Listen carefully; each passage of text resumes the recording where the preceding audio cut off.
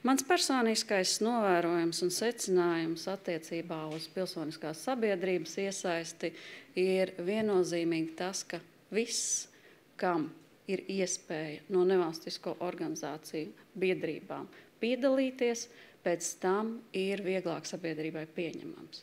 Jo arī pati nevalstisko organizāciju biedrība ir tā, kas var piedalīties skaidrošanā, kādēļ šis projekts ir tapis un kāds būs iegūms sabiedrībai. Līdz ar to šī sadarbība ir nepieciešama un attīstāma.